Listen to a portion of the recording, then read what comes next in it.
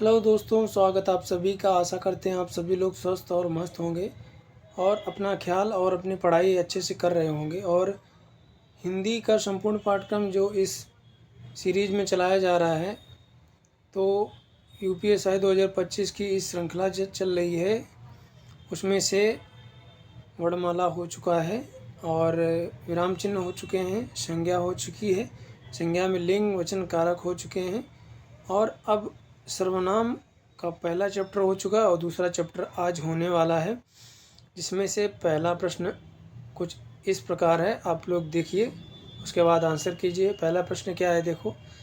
जिन सर्वनाम शब्दों का प्रयोग बोलने वाला कौन होता है? जो वक्ता होता है और जो लेखक होता है, ठीक है, तो उसको बोलते हैं बोलने वाला। और सुनने वाला जो श्रोता होता है और पाठक होता है वो होता है श्रोता, सुनने वाला। जिन सर्वनाम शब्दों का प्रयोग बोलने वाला या सुनने वाले के लिए करता है उसे क्या कहते हैं? वो कौन सा पुरुष होता है? तो हमने सर्वनाम की बात की थी। सर्वनाम कितने प्रकार के होते हैं? तो सर्वनाम के भेद कितने प्रकार के होते हैं? सर्वनाम के भेद कितने थे? सर्वनाम के भेद थे 6। कौन कौन से थे? पुरुषवाचक,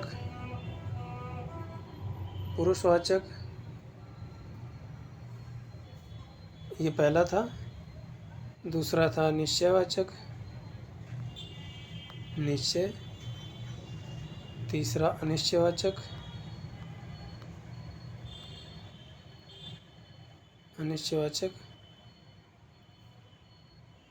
चौथा था संबंधवाचक। पांचवा था प्रश्नवाचक।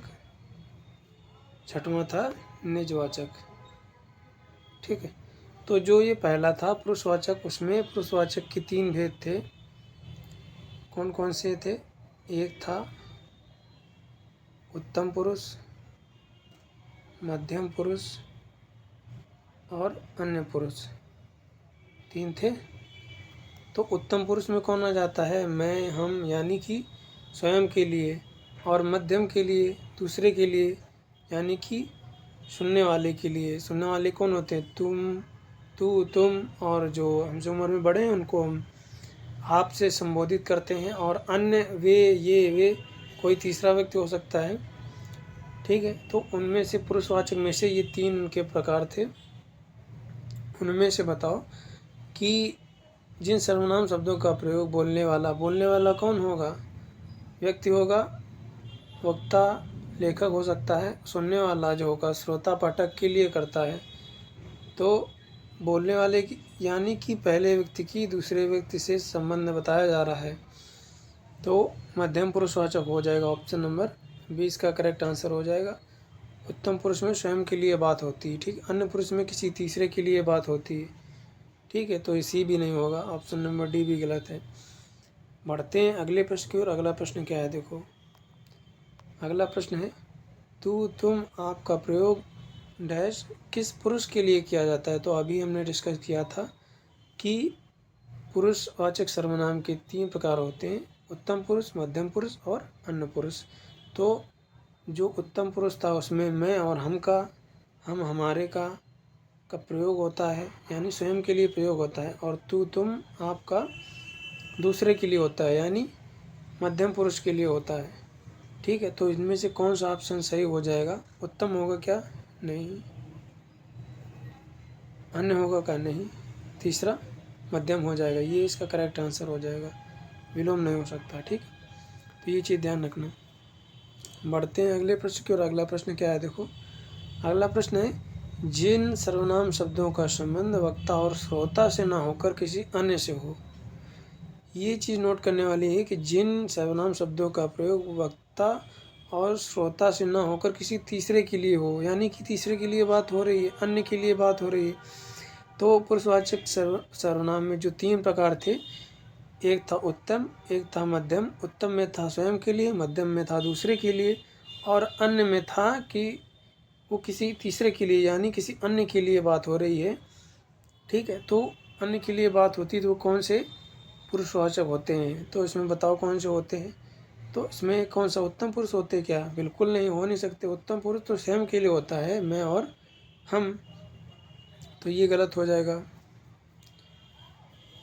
तो ये गलत हो जाएगा पहला। दूसरा, अन्य पुरुष, बिल्कुल ये सही उत्तर हो जाएगा। अन्य पुरुष की बात हो रही है, यानी कि अन्य से हो। ये देखो, श्रोता न संबंध न वक्ता से हो न श्रोता से हो, तीसरे से संबंध हो उसका, तो ये अन्य पुरुष हो जाएगा। वह क्रिया से इसमें कोई मतलब ही नहीं है। बढ़ते हैं अगले प्रश्न की ओर। अगला प्रश्न क्या है देखो। अगला प्रश्न है, वह क्रिकेट खेल रहा है। रेखांकित शब्द में कौन सा पुरुषवाचक सर्वनाम होगा? तो रेखांकित शब्द कौन सा है? देखो, रेखांकित शब्द ये है वह। ठीक है, तो वह कौन सा है? वह किस पुरुषवाचक सर्वनाम के प्रकार में आता है? क्या उत्तम में आता है, या मध्यम में, या अन्य में? उत्तम में कौन कौन से थे? मैं और हम। मध्यम में थे तू, तुम और आप। ठीक है, और अन्य में थे ये, वे और वह। तो इसमें तीसरे का बोध हो रहा है कि जिन सर्वनाम शब्दों में वक्ता का श्रोता से संबंध न होकर किसी अन्य से बोध हो, तो वो किस पुरुषवाचक सर्वनाम के अंतर्गत आते हैं? तो अन्य पुरुषवाचक सर्वनाम के अंतर्गत आते हैं। ऑप्शन नंबर सी इसका करेक्ट आंसर हो जाएगा, बाकी सारे गलत हैं, इनका कोई सेंस ही नहीं बनता है। ठीक है, तो क्वेश्चन को बड़े ध्यान से पढ़ना है, उसके बाद हमको ऑप्शन एलिमिनेट करना है। हमारे बेसिक अगर क्लियर होंगे तो क्वेश्चन एग्जामिनर कहीं बाहर से कोई क्वेश्चन नहीं बना देता है उठा के। ठीक है, हमारे बेसिक अधिकतर कॉन्सेप्ट जो है बेसिक अगर होते हैं, उनमें से ही ज़्यादातर प्रश्न पूछे जाते हैं। तो बेसिक क्लियर करो, सबसे अच्छी बात है। बेसिक क्लियर हो जाएगा तो कैसा भी प्रश्न हो, किसी भी तरह का प्रश्न हो, बहुत ही सरलता से बन जाएगा और ऑप्शन एलिमिनेट करने में कोई भी समस्या नहीं होगी। ठीक है, बढ़ते हैं अगले प्रश्न की ओर। अगला प्रश्न क्या है देखो। अगला प्रश्न है, संकेतवाचक सर्वनाम किस सर्वनाम का अन्य नाम है? अब सर्वनाम के हमने कितने भेद पढ़े थे? सर्वनाम के भेद हमने पढ़े थे 6। कौन कौन से थे? एक पुरुषवाचक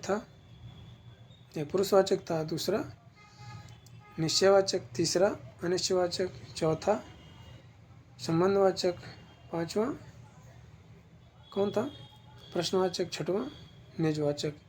ठीक है, तो संकेतवाचक सर्वनाम किसका अन्य नाम है? क्या पुरुषवाचक का सर्वनाम था? नहीं, बिल्कुल नहीं। निश्चयवाचक का था? बिल्कुल। ये इसका सही उत्तर हो जाएगा। अगर एग्ज़ाम में वो संकेतवाचक सर्वनाम निश्चयवाचक सर्वनाम की जगह पर अगर संकेतवाचक सर्वनाम लिख के दे दे तो उसमें कोई घबराने की आवश्यकता नहीं है। निश्चयवाचक को ही संकेतवाचक सर्वनाम कहा जाता है, क्योंकि किसी चीज़ का या किसी वस्तु का या किसी व्यक्ति को हम निश्चित कर रहे हैं, उनको संबोधित कर रहे हैं, हम उसकी ओर इशारा कर रहे हैं, वो चीज़ हमको दिख रही है स्पष्ट रूप से, उसकी के बारे में ही बता रहे हैं कि वो है, संकेत कर रहे हैं उसकी ओर। तो निश्चयवाचक सर्वनाम के अन्य नाम ये हो जाता है संकेतवाचक सर्वनाम। ठीक है, तो ऑप्शन सी और डी ये गलत हो जाएंगे। ठीक, बढ़ते हैं अगले प्रश्न की ओर। अगला प्रश्न क्या है देखो। अब संकेत इसका एक उदाहरण ले लेते हैं। जैसे वह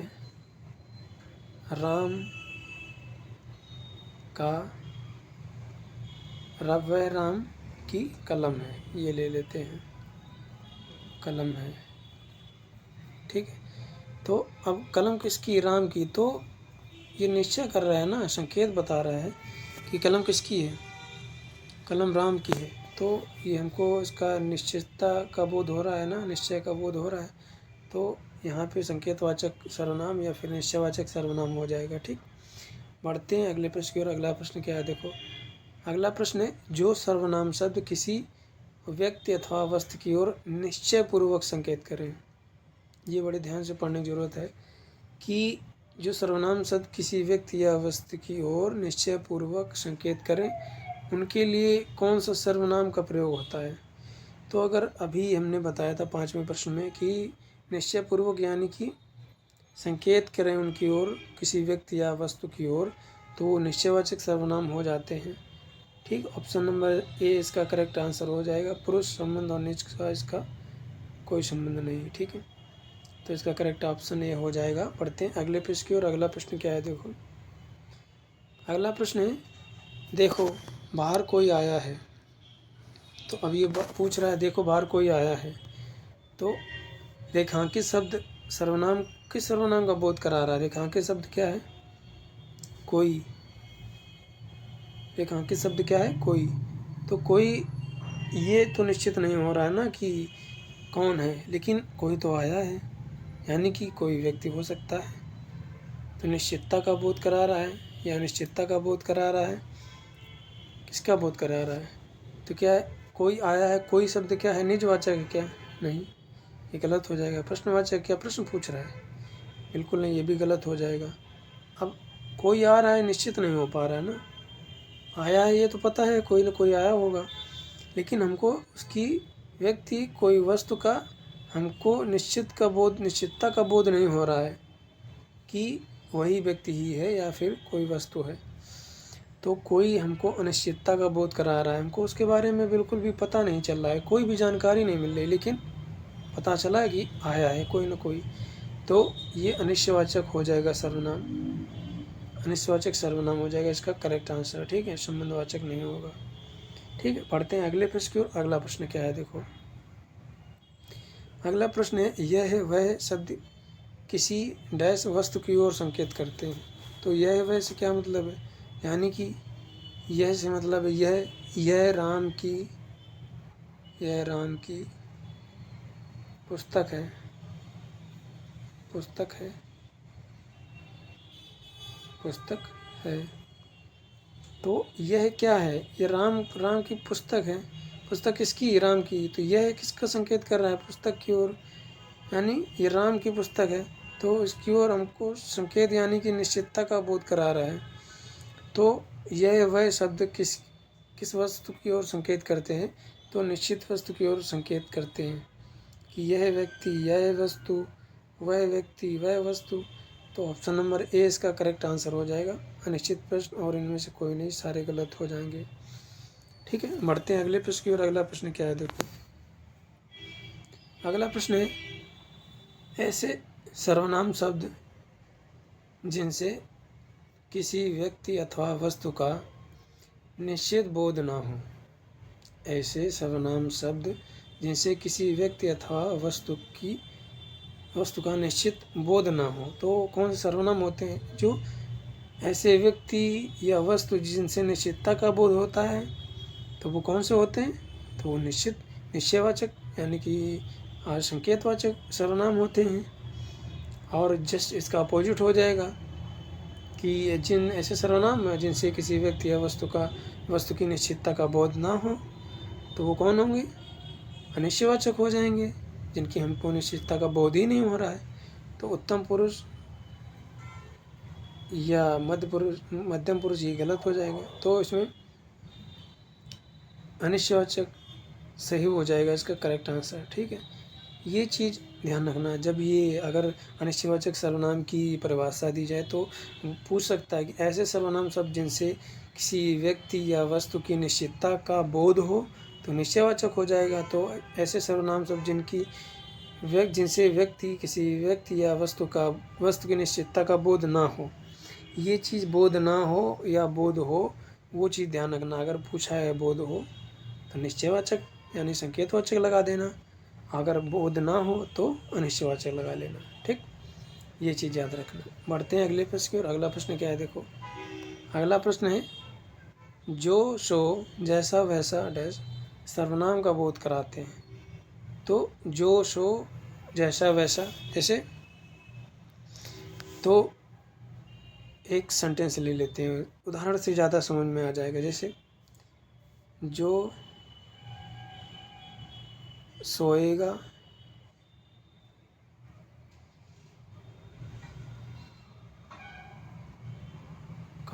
सो खोएगा। ये कहावत नहीं है कि जो जागत है सो पावत है, जो सोवत है सो खोवत है। तो उसी में ये शब्द आ गया है, वाक्य आ गया है, जैसे जो सोएगा सो खोएगा। तो जो और सो हमारा क्या निश्चय के बाद बोध करा रहे हैं? बिल्कुल नहीं। संबंध का बोध करा रहे हैं, बिल्कुल, ये बिल्कुल करेक्ट ऑप्शन हो जाएगा। संबंध का बोध करा रहे हैं, यानी कि जो प्रथम उपवाक्य है वो दूसरा उपवाक्य के ऊपर आश्रित है, यानी कि सो खोएगा ये आश्रित उपवाक्य है, यानी ये मुख्य उपवाक्य है, तो इस पर ये आश्रित है। ये सेंटेंस लिख दिया जाएगा, लेकिन ये प्रश्न भी फिर भी बना रहेगा कि इसका अर्थ क्या है। जैसे वो बोल दे केवल जो सोएगा, तो जो सोएगा मतलब क्या है? आगे कुछ तो सेंटेंस, कुछ तो वाक्य होना चाहिए ना। तो जो सोएगा सो संबंधवाचक सर्वनाम का हम ये चिन्ह लगाकर आगे शब्द जोड़ देते हैं, तो जो सोएगा सो खोएगा। ठीक है, तो इसका सही उत्तर हो जाएगा ऑप्शन नंबर बी।